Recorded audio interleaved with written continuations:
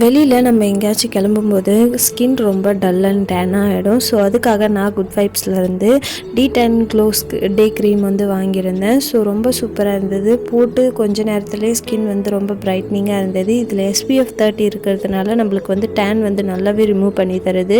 So buy one get one offer இருக்குது. சீக்கிரமாகவே போய் பர்ச்சேஸ் பண்ணிக்கோங்க.